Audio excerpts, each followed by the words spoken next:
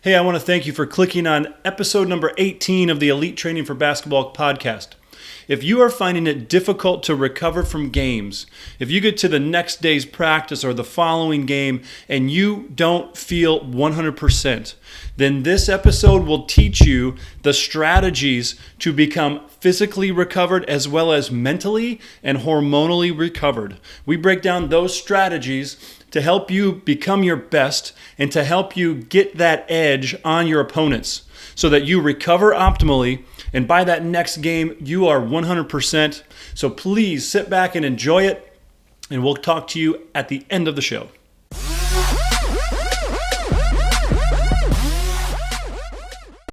All right, we are live on Facebook, Elite Training for Basketball podcast number 19? 19? 19.8. I say that every time. I don't know. I guess I should know. I'm the host. However, we're doing a lot of these now, and it's pretty fun. And we've been doing them since October. And I told my wife 2 nights ago, I'm like, even if nobody listens to these things, it's just kind of cool. We get to talk every week and talk about stuff and how the body works and training. And pretty soon we'll have a huge catalog of content. It's kind of cool. Yeah. Coach Sean, welcome. How are you doing? I'm fantastic here on a gloomy Texas day after a summer-like day. Texas weather always keeping us guessing. You know what? Because of that, what you just said, I am really wanting to just be silly here. And if you guys don't know what happened in Texas last week, they had a winter storm that just knocked them out. Power, water. Sean, if you don't mind, I mean, you had what? You didn't shower for 5 or 6 days? Is that right? Yeah, that was about the gist of it. Monday morning, we woke up without power. The power went out on Sunday about midnight. And so we didn't have power pretty much all Monday and Tuesday. And then as soon as we got our power back on Tuesday or Wednesday morning, we lost water that same Wednesday. We didn't have water from Wednesday to Sunday. So thank God it was a snowstorm and not an electrical outage and a heat storm, because having snow actually saved us not having water. So we were boiling melting snow to make water. And one thing you don't really think about is the luxury of flushing your toilet. And so we were using melted snow water to refill the backs of our toilets so that we could flush and use the inside facilities. Wow. So honestly, that was probably the craziest thing. We're really lucky. We have a gas water heater and a gas stove. So even when we lost electricity, we were able to cook, and we were able to use our stove. So not as bad as it could have been. We had friends that were 5 days, no water, no power. I mean, I went 5 days without a shower, but we did a little bird bath, little towel shower. We got a wet rag with soap in it, and then another wet rag with tubs, like buckets of water that we were using. So we made the most out of it. Towel shower feels pretty damn good after 5 days in that shower. And I'll tell you what. With as much food as I eat, this might be TMI, but with health, I feel like nothing's TMI. But with as much as I eat and go to the bathroom, I don't know if I would have any snow left around my house with as much as I'm on the toilet pouring the water. It took about 4 pots of water to get enough for a flush. Wow. Yeah, it was way more than I expected. Crazy. Well, you were probably wishing for you'd be whatever this background was taken with the beach and whatnot. Let me turn that off. Sean, I always like to chat with you and just talk about training and whatnot. How's your training going right now? Training's good.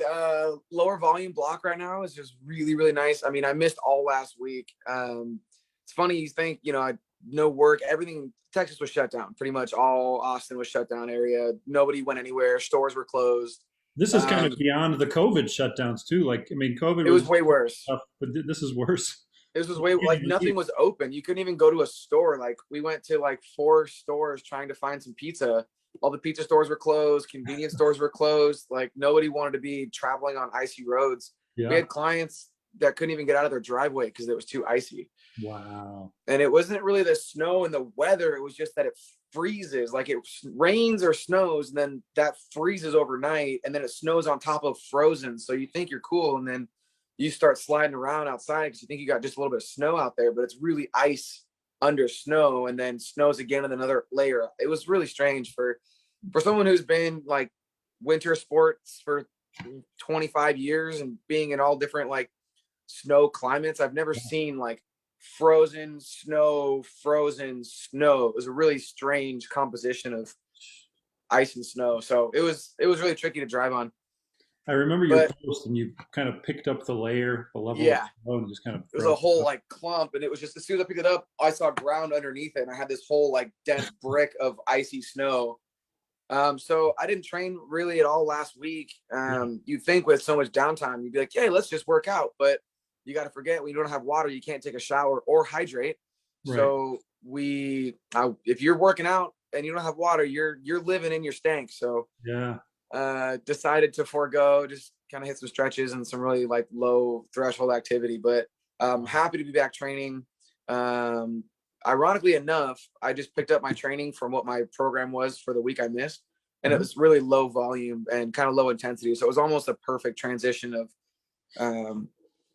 manageability, I guess you might say. Yeah. Yeah. Cool.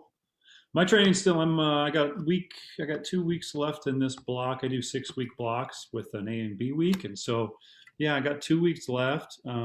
This week I might. So I missed today for some family reasons, but should make it up tomorrow and Saturday and get back on track. Had a crazy good arm soreness pump the other day, and Nice. same thing with the legs.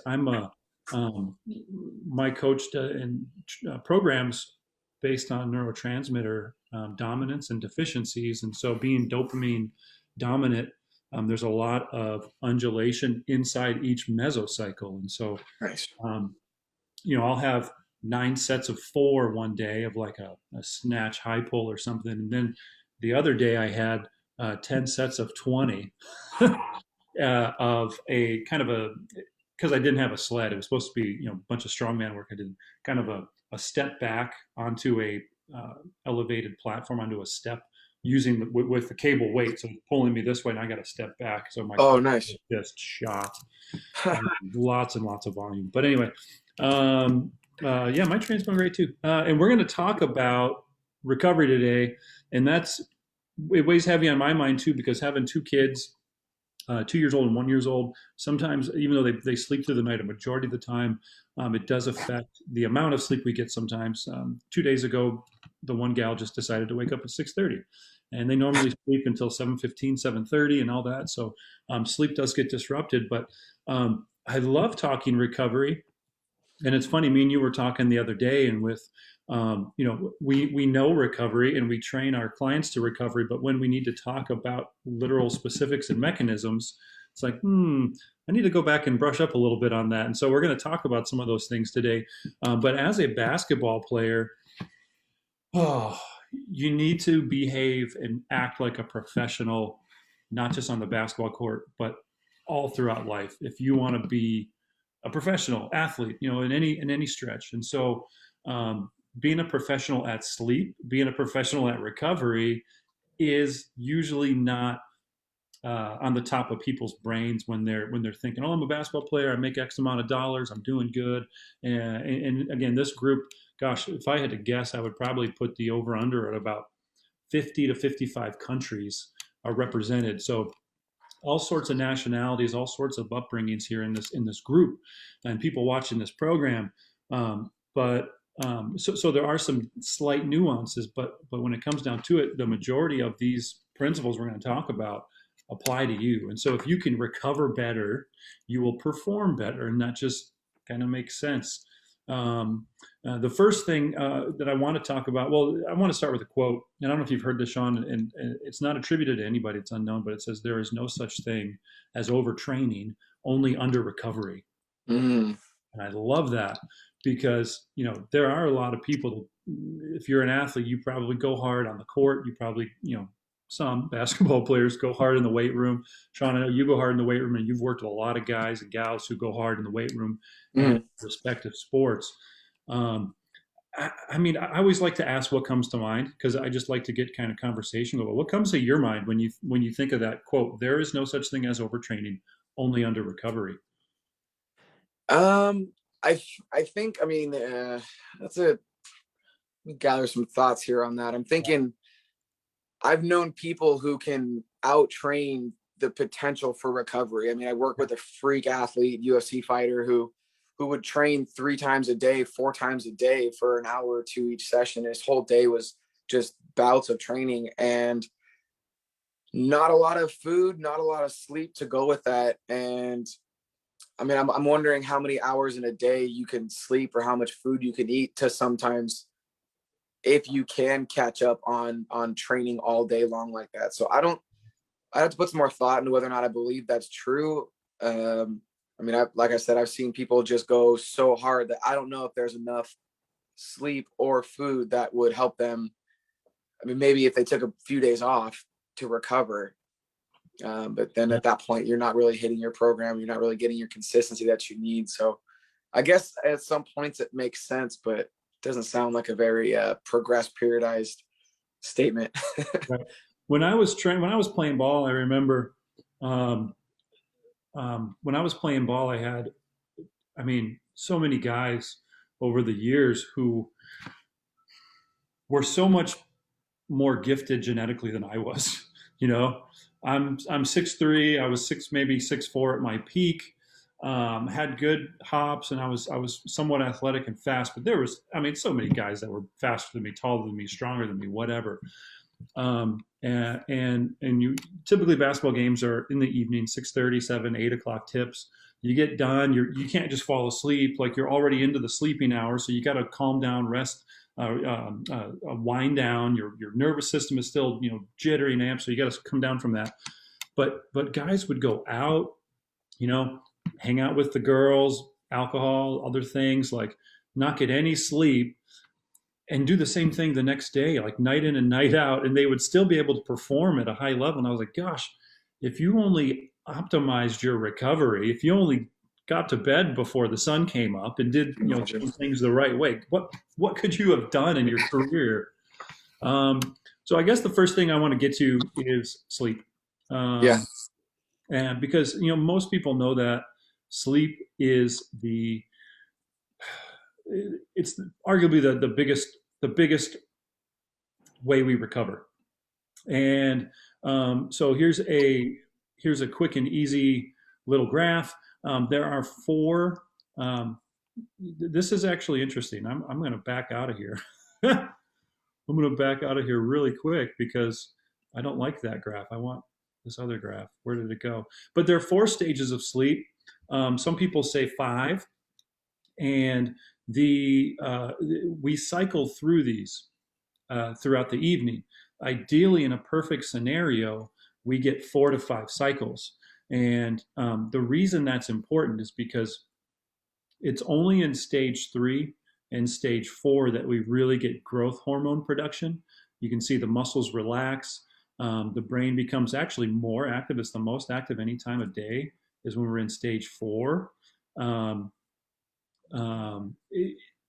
We basically recover the most in stage 3 and 4. And so if you can imagine, you put your head on the pillow, you start to fall asleep, you're in this stage 1, and then you progress to stage 2, and then you get to 3 into stage 4, and then you go back to stage 1. That's why sometimes in the middle of the night, you can just wake up and be wide awake and alert because you're in this lighter stage of sleep, and you hear a noise, your spouse or whoever kicks you or punches you. I tend to have twitches and I'll punch my wife or kick her. So these things happen. But if you don't get your 4th or 5th cycle in this stage 3 and stage 4, you're really doing yourself a disservice. And I could be wrong, but it's between 90 minutes to 2 hours these stages occur. And so if you're only getting 5 or 6 hours, even 7 hours, you're probably not getting enough. And we know that 7 hours really is the cutoff. Yeah.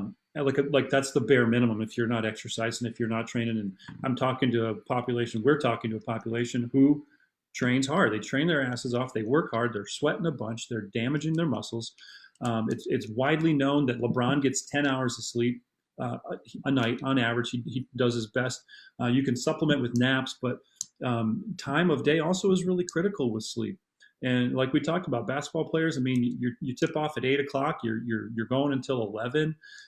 You get home, it's midnight, 1 o'clock, and you still can't, wind down. It's really important to take advantage, and it's really important to try to correct and optimize your circadian rhythm, your sleep as best as possible, so that we can maximize recovery. And the best thing about sleep, before I let you jump in, Sean, the best thing I like about sleep is that it's free.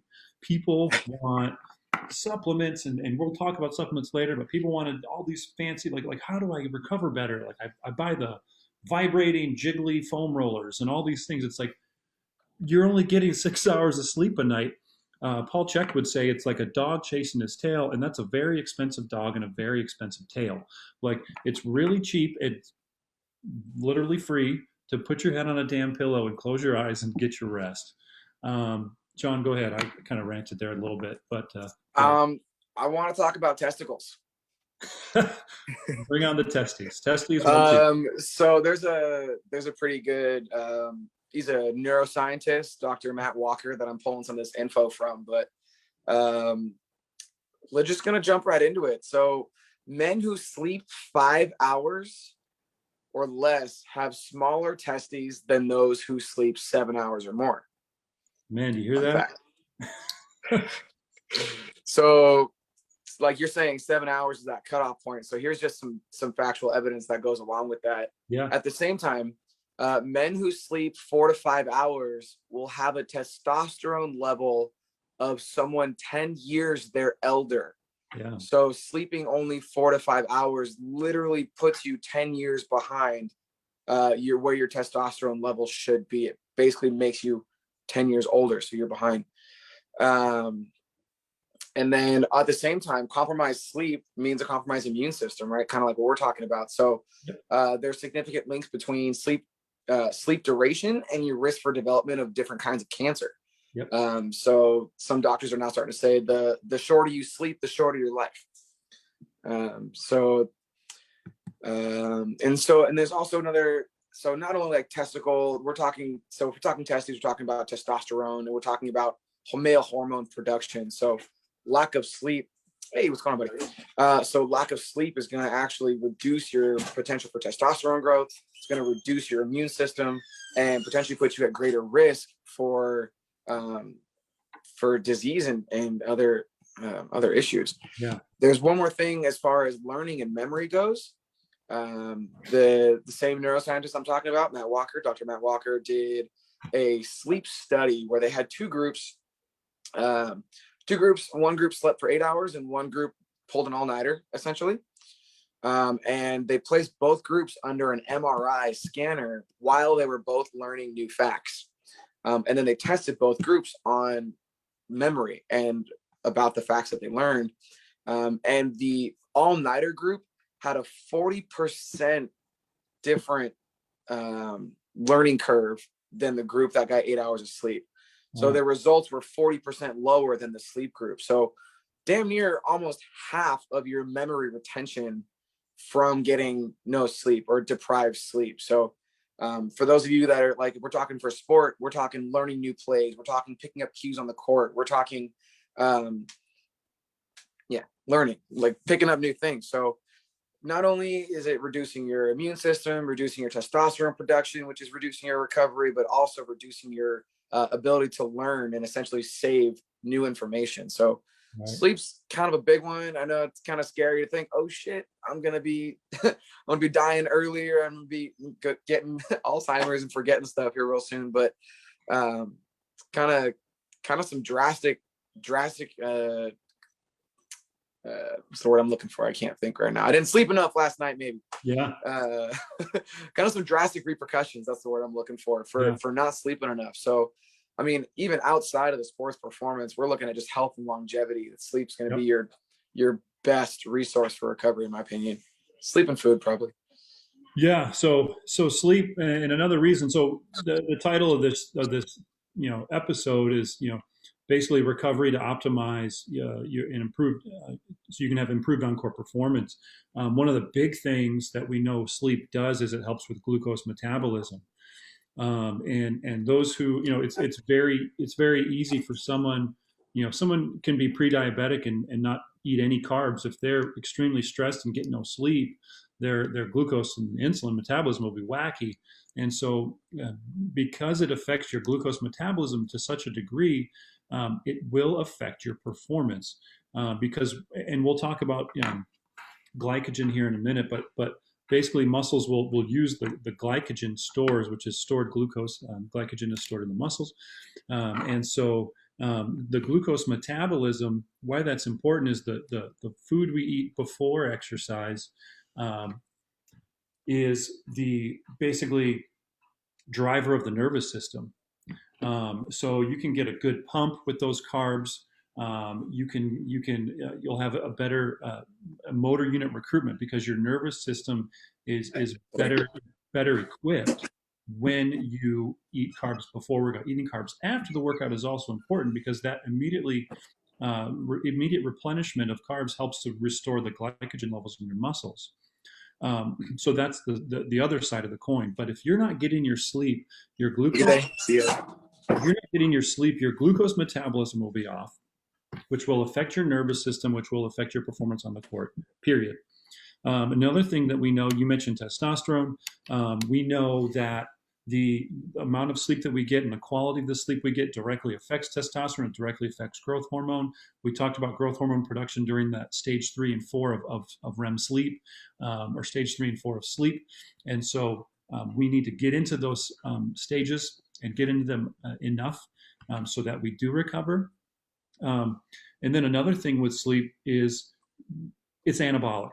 And so we talked several times in the hypertrophy episode, we talked about guys losing muscle throughout the season. There's a host of other things, but long story short, when our sleep is affected, so we have a circadian rhythm, and people think there's like a day, and it's like AM, PM, and then it stops, and then it starts over. But it's really a continuous loop. And the things that we do in the evening affects the things that we do in the morning, and vice versa. Our circadian biology is really, really important. And when we don't get enough sleep, we have an elevated cortisol. Now, cortisol is vilified oftentimes, but in reality, cortisol is necessary. If we didn't have it, we'd have a shitty life. Like, we need it, but we don't need it in excess.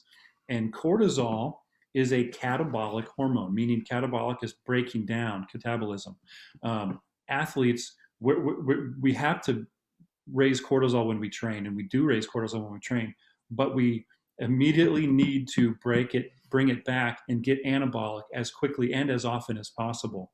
I'm going to share a story that hopefully my parents and my wife, and they don't listen to this part because it's a little crass, but the late great Charles Poliquin, in one of his seminars, he said, he used this story, and I'll never forget it. Charlie Sheen is famously known for soliciting prostitutes. And he said, I don't pay them for sex. I pay them to leave. And so that's the exact same way we need to look at cortisol. We need it. We need to bring it into our lives if we want to adapt, if we want to get stronger, better, faster. But we also want it to leave as quickly as possible. Okay? So we need to be anabolic. We don't need to be breaking down. We need to be resting and recovering. And that's what sleep does. It helps us to stay anabolic. It helps us to grow.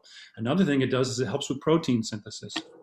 And we need to synthesize protein if we want to maintain musculature and all these sorts of things.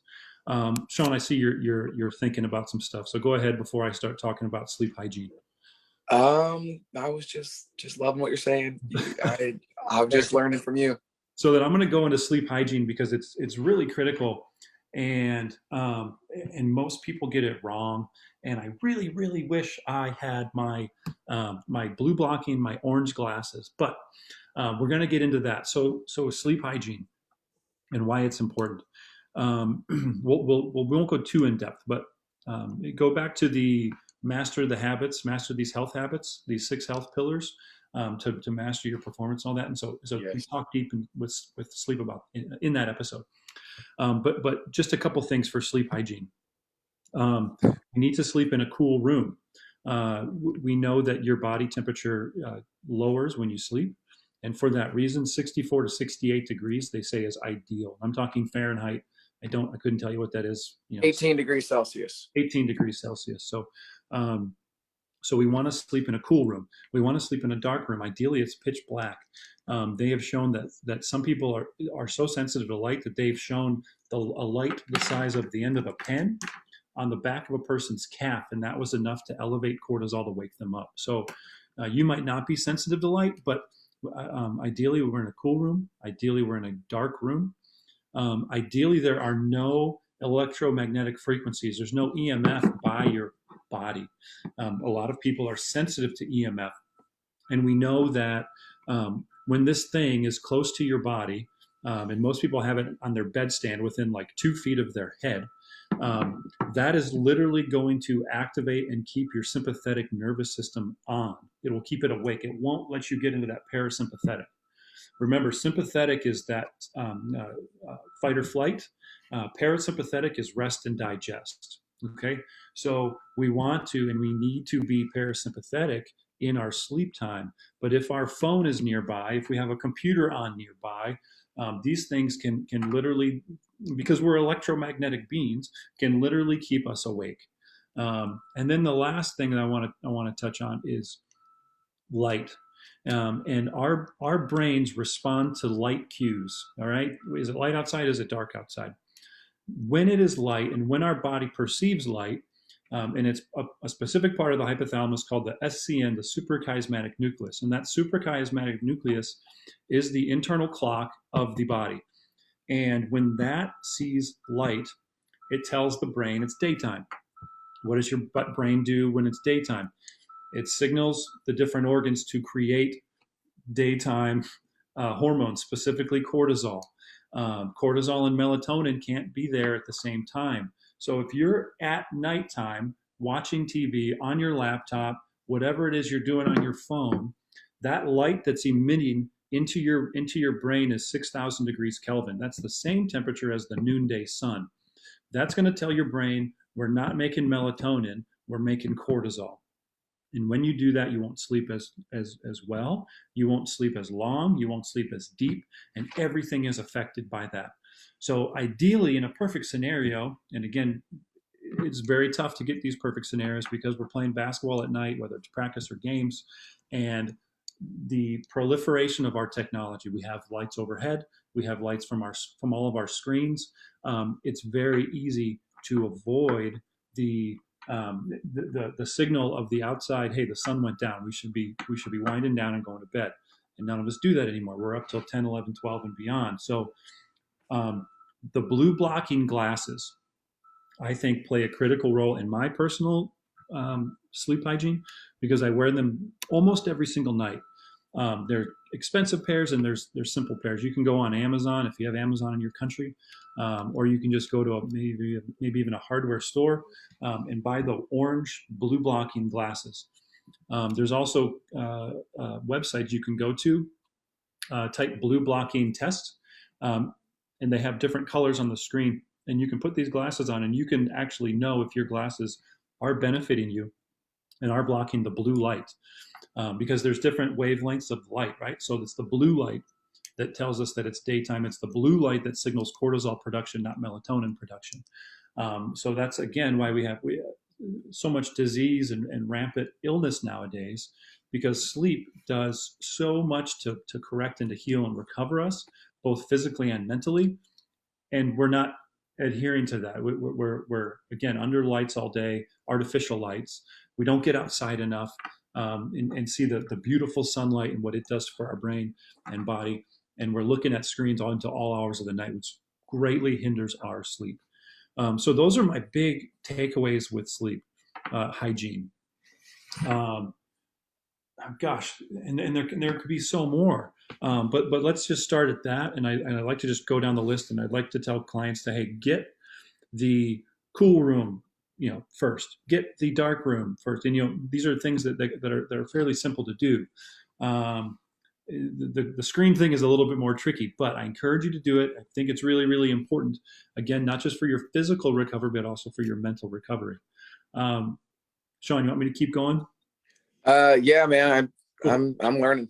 Yeah. So if you're not, again, with basketball, it's really difficult to get Ideally 9 hours. I know we said 7 is the minimum, but that's 7 minimum for the average person not working out, not exercising hard.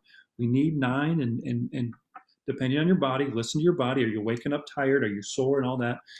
You might even need 10. So we might have to nap. We might have to supplement with naps. Ideally, we want to go through a full cycle of those stages, stage 1, 2, 3, and 4. And usually that's about a 90-minute thing. So if you can get a 90-minute nap, great. If you can go beyond 90 minutes, say you only got 5 hours of sleep last night, it was after a game, it was late, you had to wake up for walkthroughs or whatever, try to go for a 3-hour nap. Really try to get your recovery and your sleep dialed in. Go ahead, Sean. Question for you, Phil, just for those who might not be able to fit a 90-minute nap. Are you familiar with potential periods of nap time that might be actually detrimental? So I've read about those. If you can't get 90, I've read 20 minutes is great, because 20 minutes takes you through stage 1 and into stage 2. Your brain waves go from alpha to theta, and that theta state really helps you helps your alertness later in the day, as well as gives you a boost of energy. So I know we're talking recovery, but at least you're going to be able to not walk around being angry at people and lethargic and all that stuff, But that's the only thing I can speak to it off the top of my head. Yeah, I've heard something similar where if you're not able to get the full nap, the shorter nap is better. And Yeah. to avoid naps between 30 minutes and an hour long, Right. because for those reasons, it won't get you enough into the next zone Right. where you'll actually wake up groggy and with less of a benefit than you would if you had taken the shorter nap. Right. Yeah, what I've seen is 60 minutes as well. You want to avoid the 60 minutes and go way longer or up to 90 or beyond.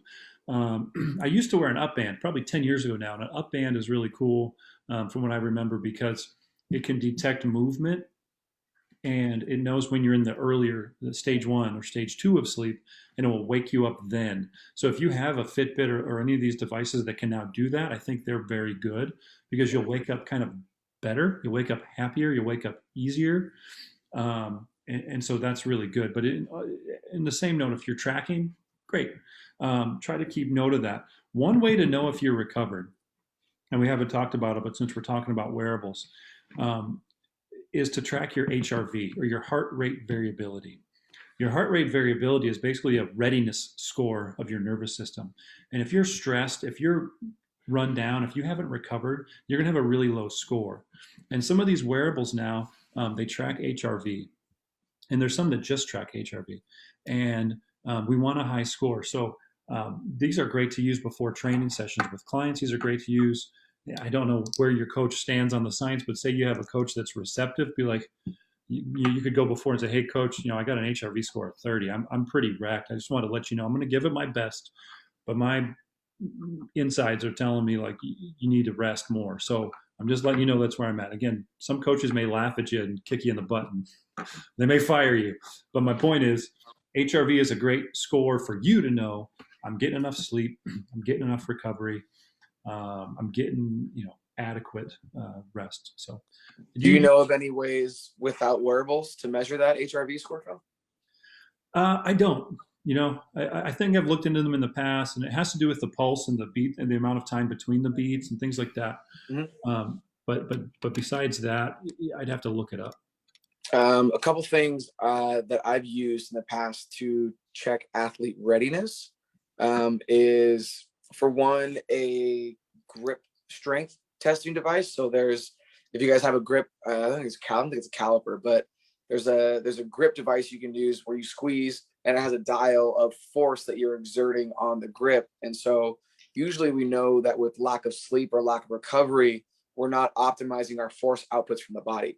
So if you do that frequently enough, you'll have a baseline number of scores where if you've gotten a lot of good sleep, you say, hey, I can squeeze this thing. I can get the dial to 80 units or 90 units or whatever it is consistently. And when you go in there, sometime you squeeze that thing and you're getting 50, 60, you know that you're not getting maximum output from the brain. So there's an issue either in the brain or the muscle. But if you know that you're well hydrated, well fed, probably not going to be through the body, probably going to come more from the brain. So if you can get yourself we'll have to maybe throw that in the comments of what those calipers are, those grip strength testing devices. Also, another way we can test that is like a vertical jump score. So there's jump mats some gyms have where you stand on the mat, you jump, and it measures your flight time back to the mat. And so I know coaches that we've done this before with force plates and things where same concept where you get a number, an average score that's consistent. You're normally jumping, for you guys, hoopers, probably somewhere 30, 40 inches or so, say, and you're like, hey, I can jump 35 inches pretty repeatedly. And you go in there and you're jumping 30, 31 inches, you know there's going to be a problem. So athlete readiness can be tracked with force output measurements, or even anecdotally, if you go into the gym and you're trying to hit your reps and your sets and you just can't. That should be a really big indicator. Something that feels way tougher than it should be a really big indicator that you're probably not fully recovered. Yeah. Yeah. And Coach Poliquin always talked about grip strength and forearms being sore. And that correlates to grip to what you said, grip strength. But if your forearms are feeling, achy and sore, and even if you don't have these calipers, if you know like how much you can hold and you're in the weight room and you're like, your grip is really suffering, that's one of the first and easy signs of overtraining.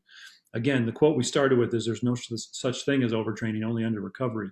So if you're not recovering enough, your grip will significantly suffer, and your forearms could even be, sore. They could be tired. All right.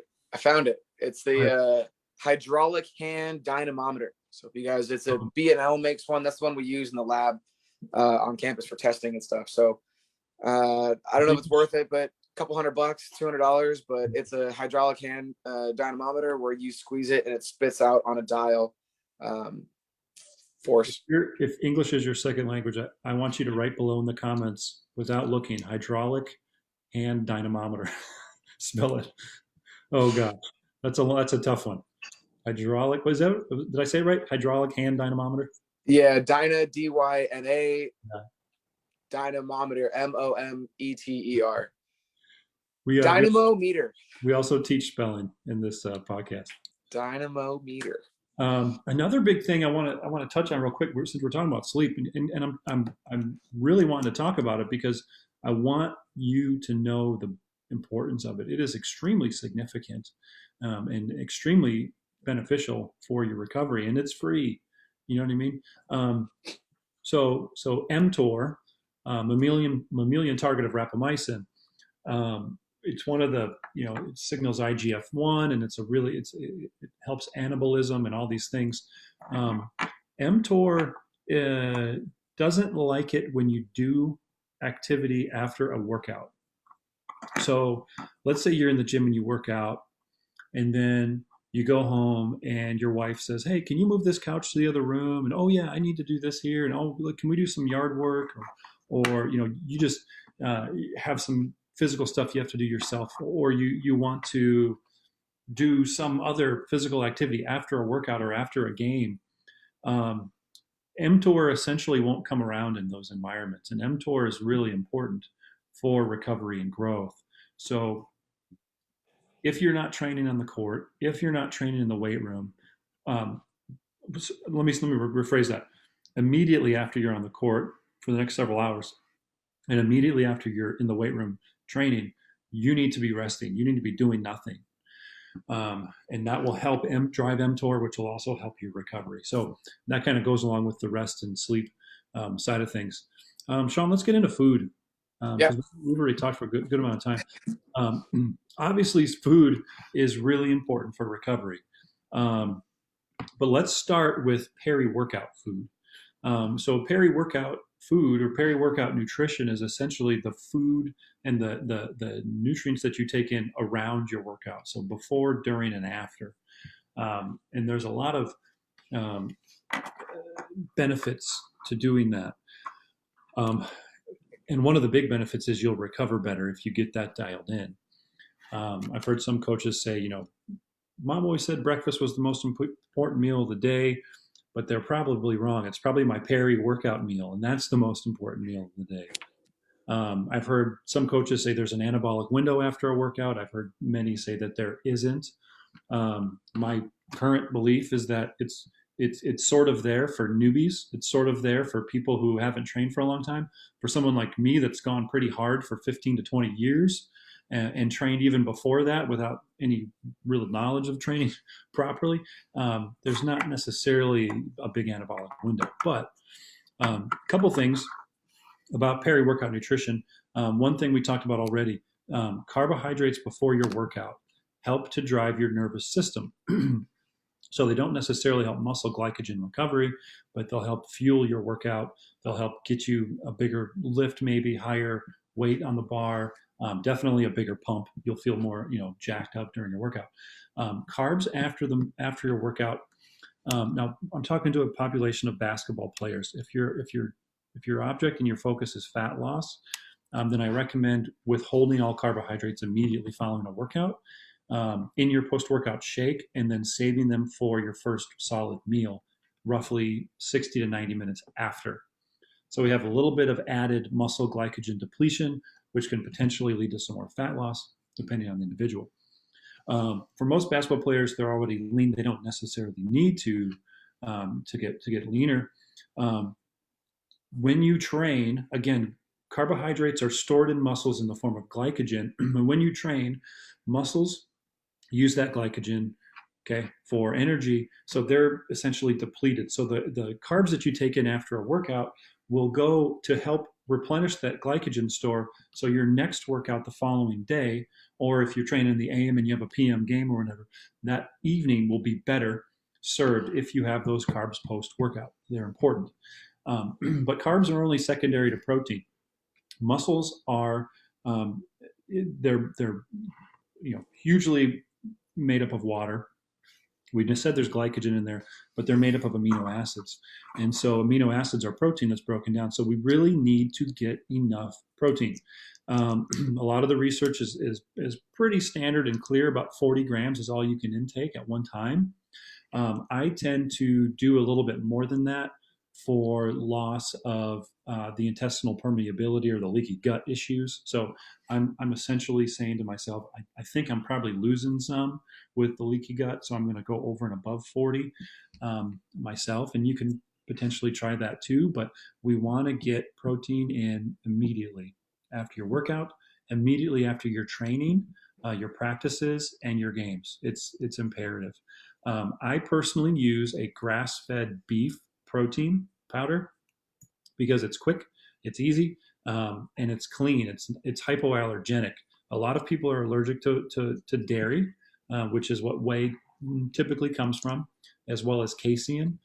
Casein is also a little more time release, so we want it immediately. So whey is usually preferred. You can get grass-fed whey, which is a better option typically. I will always instruct people to avoid soy protein. And then a lot of people like these veggie proteins nowadays, which are fine, but they've been shown in studies to not be as bioavailable. That's why whey is kind of the gold standard in the industry, but these vegan proteins, veggie proteins are really, really popular. So what I think you should do, depending on your body weight, is 40 plus grams of protein immediately following a exercise, training, practice, game, as well as some complex carbs and some simple carbs. Now, I like to use a carbohydrate powder that has 4 different types of carbs, 2 fast acting, 2 a little more time released. There's a carbohydrate product that has 5 carbohydrate options in it. You can also do berries, things like that in your shakes. Some juice maybe, but I tend to avoid juice because of the sugar content. But these is really important for your recovery for a host of reasons. Again, I'm kind of talking now for a while, Sean. Go ahead. You have anything to add? No, I like everything you're saying. The carbohydrates in my book are preventing protein breakdown. Just if we're talking about building muscle, the carbohydrates reducing the breakdown. Yeah. And increasing the protein is actually going to increase the synthesis. So both together, one reducing breakdown, one increasing synthesis, both work together for optimal protein synthesis and recovery. Yeah. You'd mentioned a few things in there. I mean, we're pretty aligned. We're pretty aligned on there. As far as the anabolic window goes, may or may not exist, but if it helps, if it has a potential to help, I'm not against getting in something pretty close. after my workout, I know after a workout, you're in a state of catabolism. So your body is naturally in a state of breakdown. So getting something in sooner than later might not be a bad idea. I definitely wouldn't wait, because the longer you wait, the longer you're letting your body go through a breakdown phase without giving it anything to kind of regrow. So I'm definitely, pretty bro sciencey, but sometimes the bro science is founded in anecdotal evidence, which is enough people getting enough results to show that there might be some evidence there. So I'm not against it. Well, we know cortisol and insulin are inversely related, right? So when we train, when we play, cortisol is elevated. So if we can elevate insulin, we'll drop cortisol. We'll get anabolic, like you said. So it's, that's the mechanism behind it. It's really important for that reason. Sorry, go ahead. So we're really trying to just find the balance of making sure I'm on the positive side of the growth and the breakdown scale. So minimizing breakdown, maximizing growth will be the best way. Because we want to get that protein synthesis. We want to signal away from protein degradation, and we want to get those like IGF-1 and those insulin growth factor and growth hormone going. So there's also, we were talking peri-workout, and this is another one that's kind of tested in the science, but BCAAs, branch chain amino acids, and I support them and I don't support them, and I'll tell you why for both. One, it's kind of shown if you're getting enough protein in your diet, aminos are essentially useless. Like, you already have enough protein, you don't need any more. But we know that, and when you take aminos, leucine should be the predominant one. I want to say it should be 4 times more than the others, isoleucine and valine, but we want a lot of leucine because it helps with protein synthesis. Your body can essentially use it during the workout as energy. There's something along the lines, and I totally forget it, but it has something to do too with is it channeling and shuttling carnitine? So it's helping carnitine get to where it needs to go, which is basically helping us burn fat and helping us for energy. So there's that mechanism as well, and so that's why I like them, but I also don't like them, because if you're crushing enough protein, then we could argue you don't need them. So I have a very similar. Yes, you could use them. They may be a benefit. They may not be. Kind of to some of the stuff you were saying. Yeah, the branch chain amino acids. If you guys are going BCAAs or leucine, isoleucine, and valine, and leucine represents 1/3 of all muscle tissue, and we know protein. About 20% of the human body is protein, and about 40% of that initial 20% is only muscle. Is muscle protein. And then all your amino acids are stored in the muscle, and about 20% of the ones that are stored are branch chain. And so here's the way I think about it. I'm in the same boat as you, Phil. So we know that if you're crushing enough protein, you're already getting the amino acids because they're already stored in protein, right? So if you're crushing enough protein, you're getting the amino acids associated with those protein. So you may or may not need them. One thing I have seen in the past is getting amino acids in before your workout might increase the distribution and regulation of those amino acids into your body for protein synthesis. So it could help getting them into your bloodstream sooner to prevent some of the breakdown and degradation.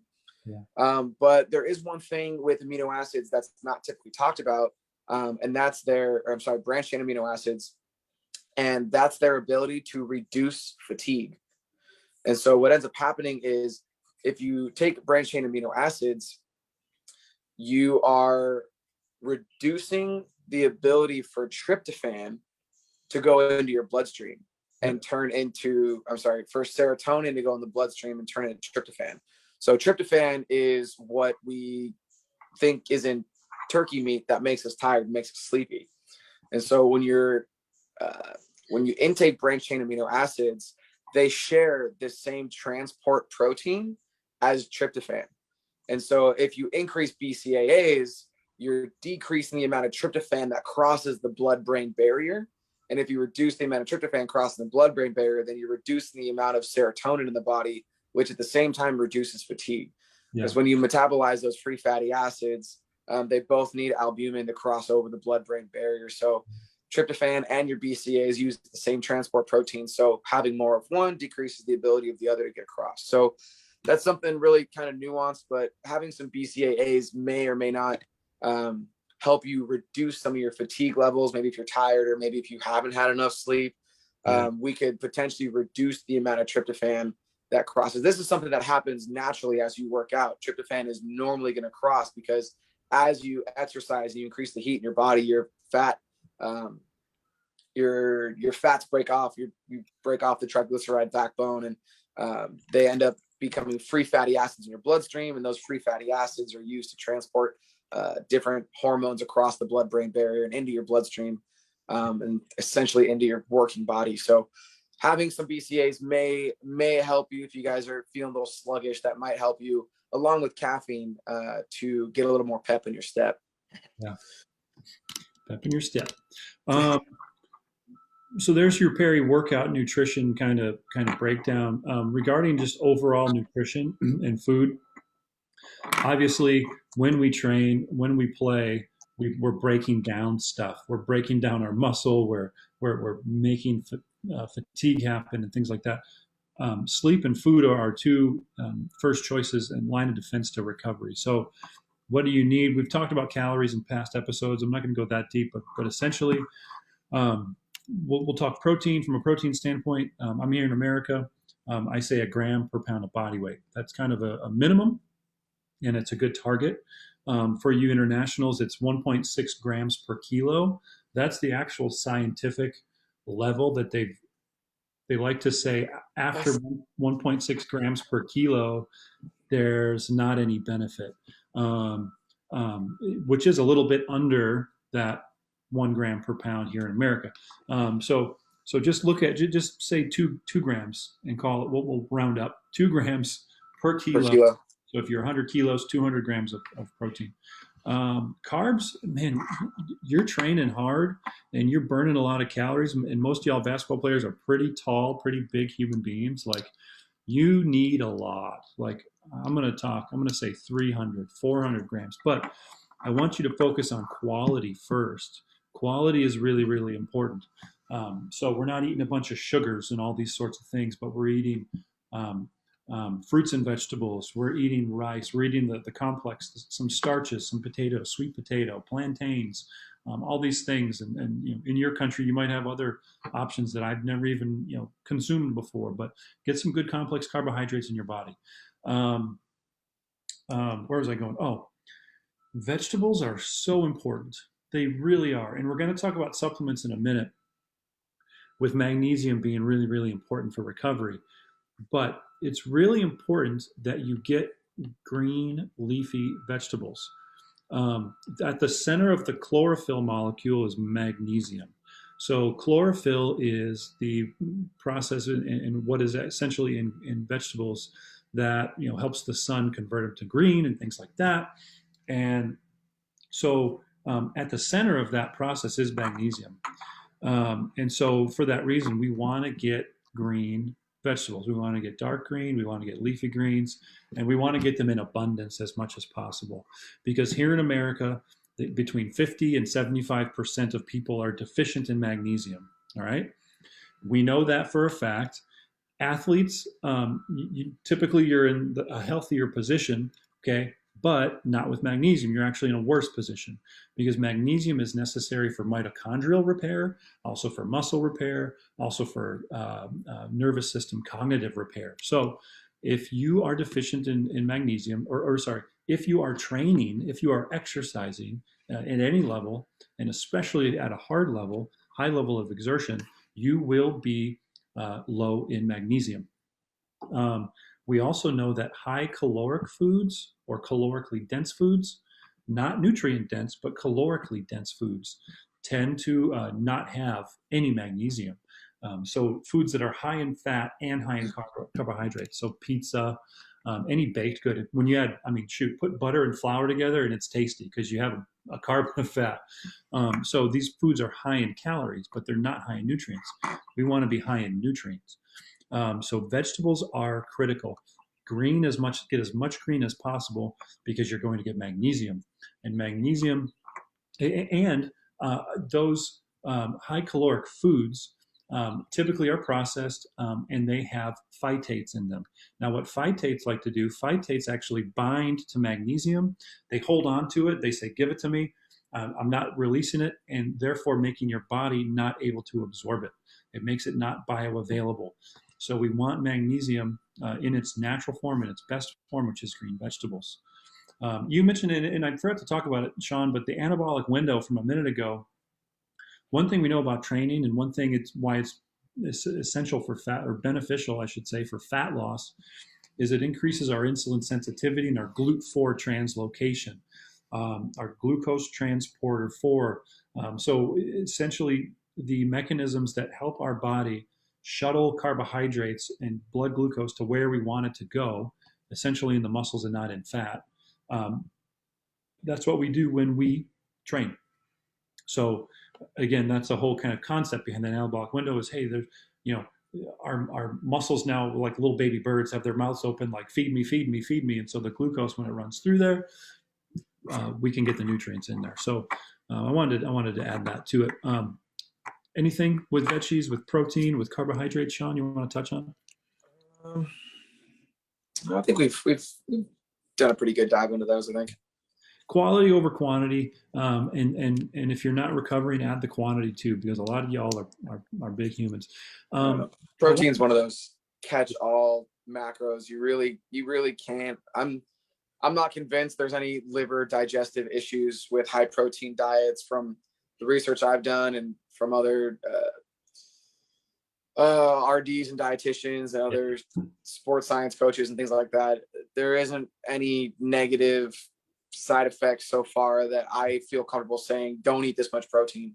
Right. It's one of those macronutrients that it'll help you, and if you have too much of it, it's not going to hurt you. Right. So go nuts on protein. And most of the time, people don't. Usually, they're under eating, and I'm sure you've seen that too. By half. Usually, by half. Yeah. I would say the average person eats probably about half the amount of protein they think. We probably get 1 meal, 2 meals. Like average person might have a carby breakfast, like a bagel and an orange, maybe a glass of milk, maybe that's 10 grams, and then a couple snacks. Maybe say you have some trail mix, another 10 grams, maybe some fruit. You have lunch, maybe it's a sandwich and some salad.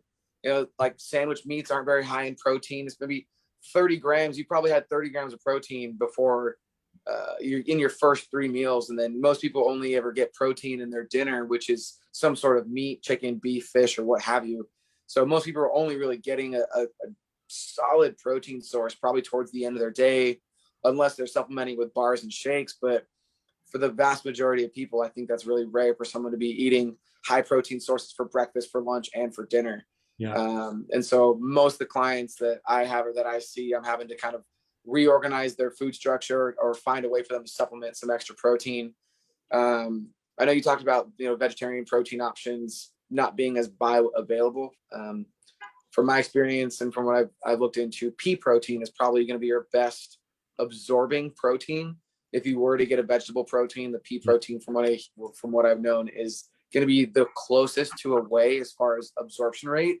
But damn, that shit is chalky and thick. So you're going to need a lot more water than you would with a regular protein shake. So the volume you're getting out of that to make it tolerable is going to be save some space in your belly.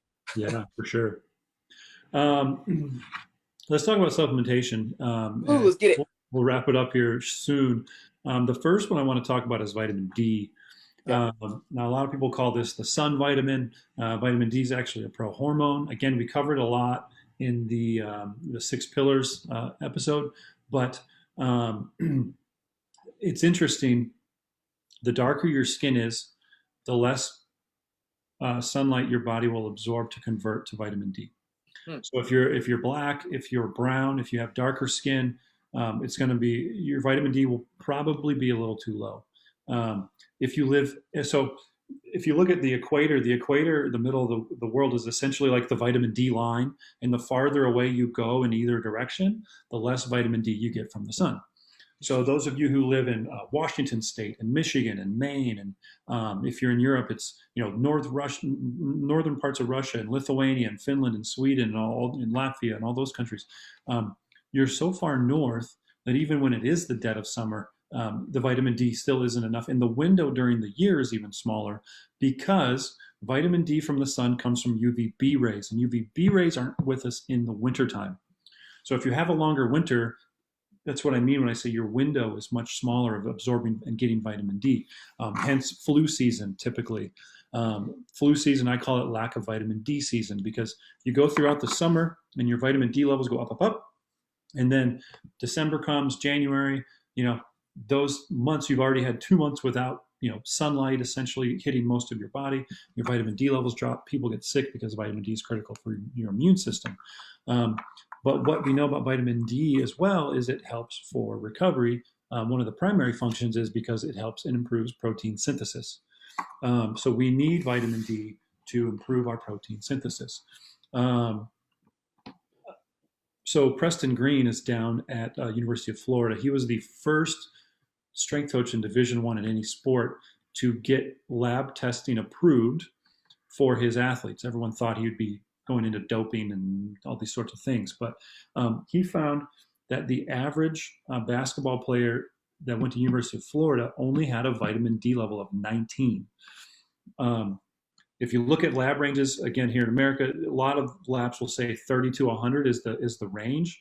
But again, who goes to labs? So that 30 to 100 range is the range of what and who goes into the lab and who goes and gets lab work. Old people, sick people.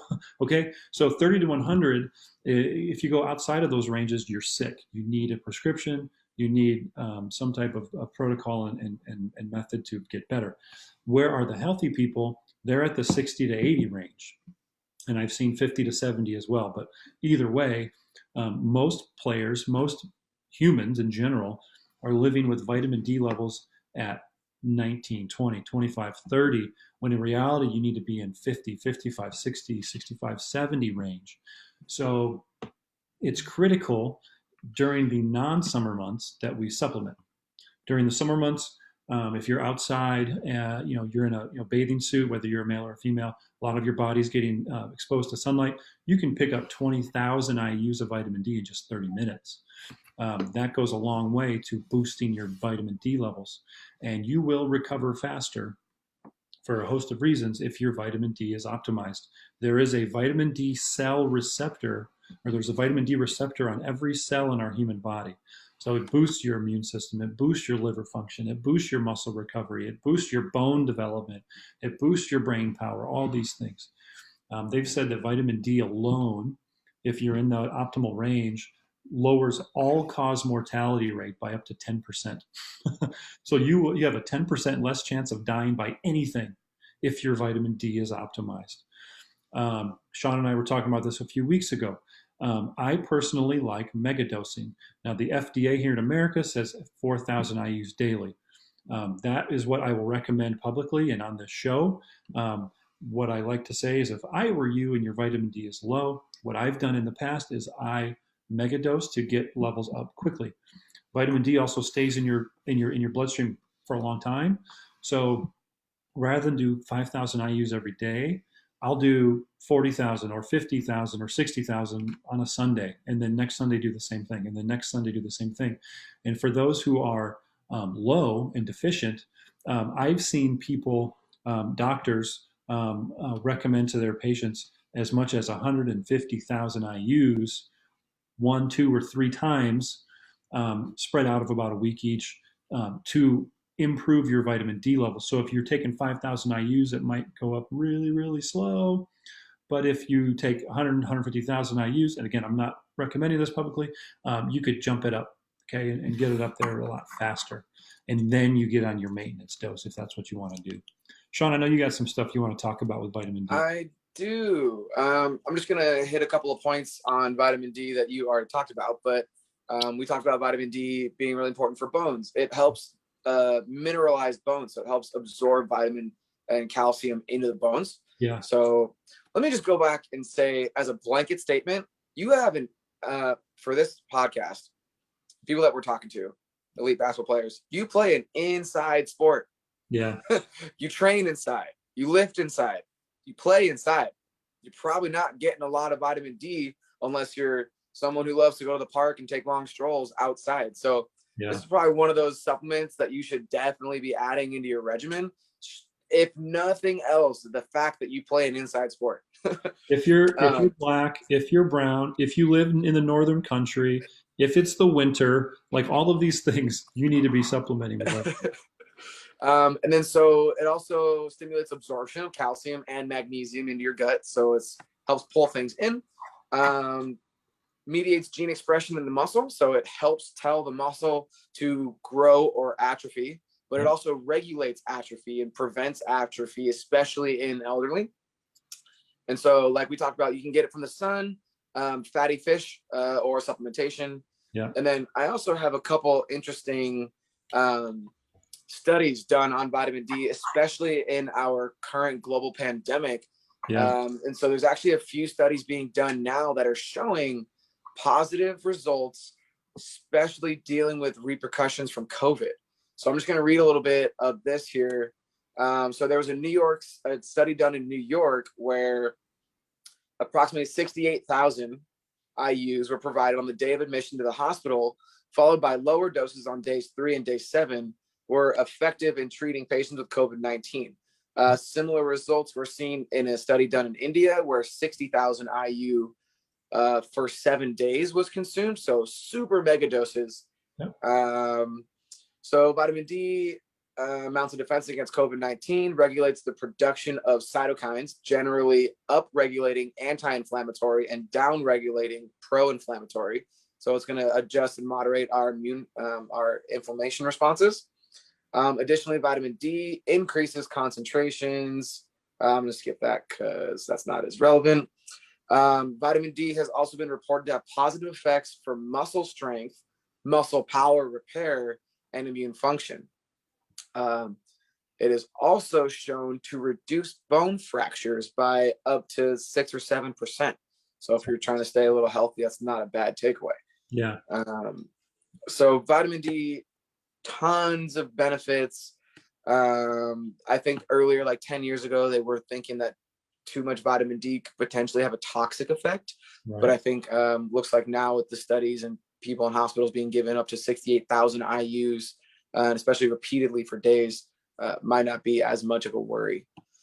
They're saying that it potentially can because it can deplete your calcium as well. But again, I've seen studies. I like Dr. Rhonda Patrick. She's got some good stuff on YouTube. She's a good follow with a host of things, but she'll say the same thing. She's like, you can take too much and it can be toxic at certain levels, but there's so many studies that, mega dose people to all hell still are fine.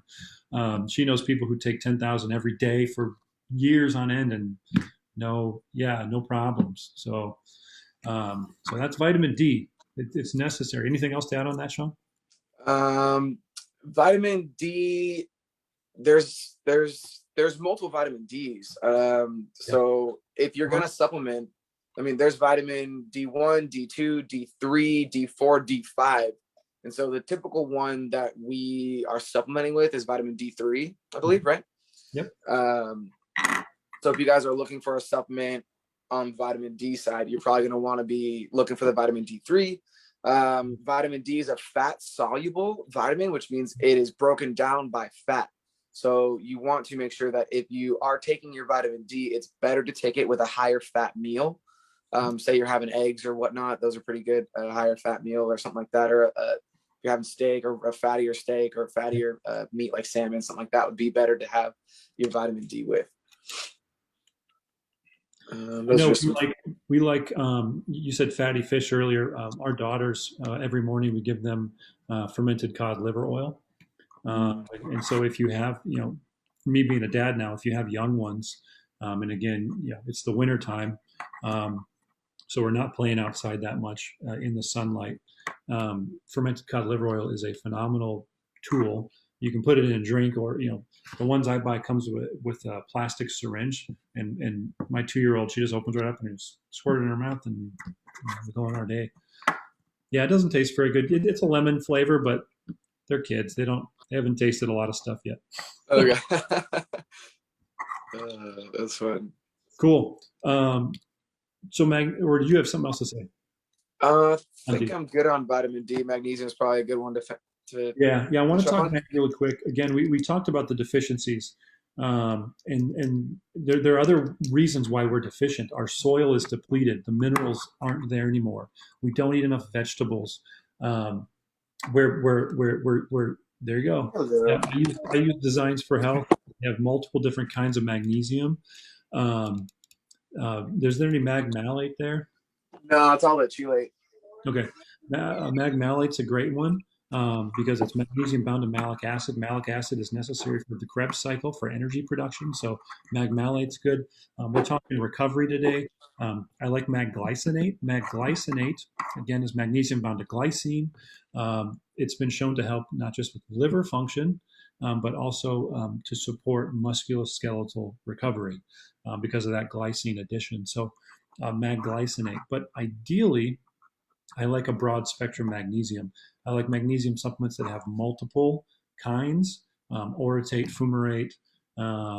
We said glycinate. There's citrate. Citrate's been shown to be maybe the most bioavailable magnesium. If you can't sleep, we know mag-threonate helps to your brain to produce GABA. So mag-threonate, the one product we have, I think we have one. There's Sean. It's called Zen Mag. But Zen Mag is a good one because it can help you relax. Magnesium in general will help you relax because it supports your stress response in your body. It can help to dampen and suppress cortisol. So again, talking about circadian rhythm and sleep, magnesium is really critical for that. But get your green vegetables. And then on top of that, I recommend at least once or twice a year picking up a couple bottles of magnesium and cycling through those just to make sure that you have enough. Because again, magnesium is needed for repair and recovery. So if you're doing a lot of damage, you're doing a lot of recovery, you're naturally going to be more deficient and depleted in magnesium. Also, if you're not eating quality food, if you're not eating vegetables, if you're not sleeping enough, all of these things deplete our bodies of magnesium. And even if you are eating completely good, organic, non-GMO, things like that, our land, our soil nowadays is, again, in most of the modernized world, is just so depleted of minerals that the content isn't there anymore. And so we need magnesium. Typical dose, you can say, is 10 milligrams per kilo. Now, for people who are more deficient, magnesium a lot of times will cause you to have the runs. It'll make you run to the bathroom. So one of the coaches that I've studied under has said he'll have his clients, and I've done this with my clients too over the years, not everybody, but some who like to experiment on themselves. I'll have them up their magnesium dose, depending on whichever one I have them on, by a cap or two every week. And when you get to the point where you have had too much, your body will essentially start to reject it. It's like an overflowing cup of water, and it'll cause you to go to the bathroom. So then you can taper back. But in different times of the year, and times where you're training even harder, in times where you have a game every other day, and you're just trying to recover, magnesium is critical. And I can't stress enough that you probably need to supplement with it. Or supplement, I forgot how to say that word, supplement with it if you're not getting enough greens and if you're not getting enough sleep, for sure. Sean, any wheels turning? No, I'm just looking through some notes on magnesium. We got to store about 60% of that in our bones. Another 26% of that's stored in the muscle. Helps muscle contraction. It's a cofactor for enzymes. Enzymes help chemical processes in the body. So not having not having those chemical processes turning or getting the, I don't know, I'm gonna skip what I'm trying to say. I can't process that. Yeah, magnesium is necessary for over 300 chemical mechanisms. So if you don't have it, those things aren't happening. They just can't happen because there's not enough magnesium present to make that conversion possible. So yeah, that's awesome. Pretty good. I'm new to the magnesium train personally. I had never supplemented with it until just a couple weeks ago. Yeah, so magnesium helps with restless leg syndrome because magnesium is an electrolyte, so it helps with hydration, but it also helps the muscles to relax. So if you just, if you're jittery, maybe, but if you just can't rest and relax and recover, I want you to try some magnesium and see if that helps. Again, it's involved in over 300 biochemical reactions in the body. It helps stabilize your blood sugar. It helps lower your cortisol. It can help you sleep at night and recover. It helps your muscles recover. It helps liver function. Like it's so important. Then most people are walking around deficient in it. So those are the kind of the big two that I recommend supplementation wise if you want to recover and perform at your best. Sean, this is the longest episode already by far. So Yeah. Let's just kind of really quickly race through a couple of these things. We were going to talk about massage. We were going to talk about acupuncture. We're going to talk about stretching. We're going to talk about ice and heat. So let's start there. I personally am not a fan necessarily of ice because, again, inflammation is one of those things that's over vilified. Inflammation is a recovery and repair mechanism. And so ice actually totally brings to a halt that inflammatory cascade, that recovery mechanism. And there's a book called Iced, ICED, that really lays that out well. Now, I still approve and endorse and myself use cold water plunges and cold water immersion, but that's for different reasons. If you have extreme pain, ice can help to numb the pain. But ideally, we want to heat. We want to keep that inflammatory cascade running on full cylinders so that you can recover better. That's my official stance if I had to take one. Sean, do you want to talk about ice and heat? I'm on the same boat. There's been numerous studies that come out say that inflammation response is a signal for the body to kick on the healing process. And just kind of same thing you said, if you're icing something, you're reducing your body's natural inflammatory response to send the healing that direction. Yeah. If you are going to ice, definitely do the heat right after. We want to make kind of a pump with the blood flow. Blood flow is healing. Blood flow, right? So if you're icing something, you're constricting your blood vessels, you're reducing the blood flow to that area. And we know that we want to increase blood flow to that area. So you're kind of giving it the opposite effect that you want. Like Phil said, if it's really painful, the ice is most helpful for numbing. Yeah. But it's kind of one of those old adages that we're finding out we weren't ideal in icing everything. So if you are going to ice, I definitely recommend the hot, cold back and forth. You mentioned blood flow. You mentioned blood flow, and one of the other recovery mechanisms is active recovery. And people talk about active recovery like going out and going hard and sweating everything. No, active recovery is important because you mentioned blood flow. And one of the 8 functions of blood is to take away waste product. So active recovery for me is a light walk, walking the dog. Like that can actually help your recovery because of the blood flow, but also because there's a constant agonist-antagonist back and forth blood flow going from muscle to muscle, if in your lower half at least when you're walking. So active recovery, ice or heat, not ice. Massage, I think, is really big. Soft tissue work, anytime you can get it. If you have an experienced professional who's good with their hands or feet, I've had a foot massage, really good. Get massage as much as you can. Same thing with acupuncture, also a soft tissue modality. I can't speak to it in terms of the science other than I've had it done to me and I've reaped the benefits. And I know many people have reaped benefits of acupuncture in terms of for recovery. And then stretching, which again, I don't like stretching to improve mobility. We've talked about that in prior episodes. I like stretching for the reason of relaxation. If it's a yoga class, great. Just getting on the floor and stretching, if it helps you relax, it can potentially help with recovery. But we do know that when you hold a stretch for longer than 60 seconds, it pulls blood from the muscle. And we just talked about blood is good for removing waste products. So, if you want to do an N=1, study on yourself, try one for a couple of weeks, try the other for a couple of weeks. Sean, anything else on any of those topics? We talked about supplementation. Yeah. As far as vitamins and minerals. We skipped over my favorite supplement of all time, which is creatine. Yeah. If we could I could do a whole episode on creatine. Such a bro, man. You're such a bro. You don't like creatine? Get out of here. I love it. I'm just messing with you. If you're an athlete and you're not taking creatine, you're losing. Everybody. It's It's probably the most widely studied and most safe supplements out there that we know Next to of. caffeine, I think caffeine and creatine are two of the most widely studied ergogenic aids or helpers, if you will. Yeah. It's not giving you more muscle. It's not giving you a bunch of crazy stuff. It literally just sends a better signal from your brain to your muscle. It provides a little bit of nutrient support. So if carbs are energy, think of creatine as the thing that comes before carbs. It's a very small energy molecule, but if you're doing 3 reps, that is fueled by creatine, not by carbohydrate quite yet. So it's the most active in the weight room, which is why I love it. Strength guy. Also, beyond the benefits of strength, speed, and power training, it's also helping with cognitive performance. Helps you remember things. Helps your cognitive functioning, learning new tasks, repeatability with tasks also. Again, so that's there.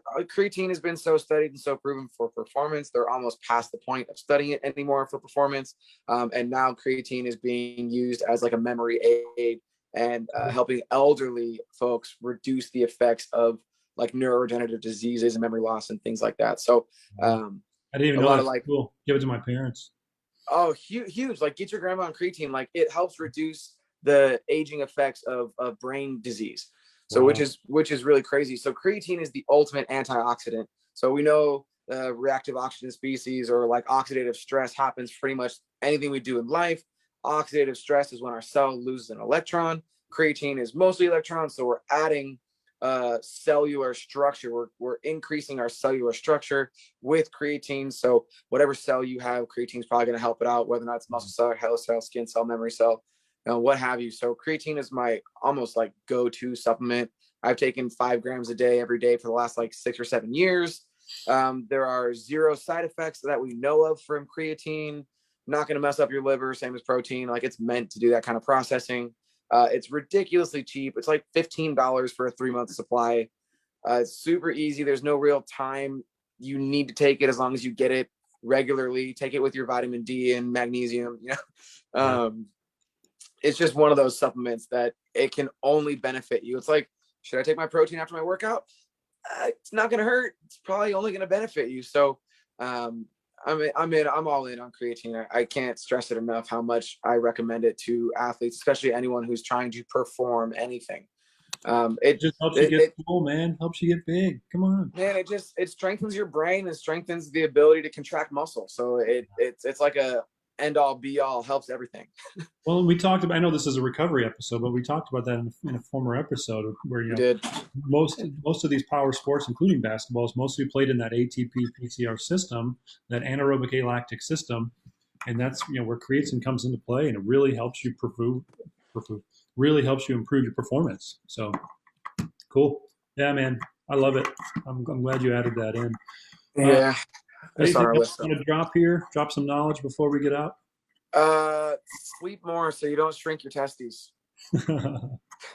Hey, this is the longest episode we've done by far, and I think it's only apropos because recovery is often mismanaged, it's often misunderstood, it's often neglected, and as hard as you train and as hard as you perform on the court and as hard as you practice, you need to recover as hard. Okay, so having said that, we'll sign off. Go ahead. Some of the info I was pulling from Sleep earlier. Yeah. If you guys want to watch a really cool TED Talk, just Google "Sleep is Your Superpower." Yeah. It's a 20-minute TED Talk, and it's probably scary to death on it's mostly about all the negative side effects you get from not sleeping. But the neuroscientist, Matt Walker, really good info on there. So if you want to check out the TED Talk, it's 20 minutes, but really good. And if you're still with us, if you made it this far, I have a PDF titled How to Sleep Like a Pro. It's really good. If you want that emailed to you, comment below. I want your sleep PDF, or hey, I want the PDF, or just comment sleep in all caps, and I'll know that's what you want, and I'll reach out and we'll get that to you. Until next week, Sean, thank you so much. I really appreciate it. I love your shirt. Hey. Yeah. All right. See you next time. Take care, guys.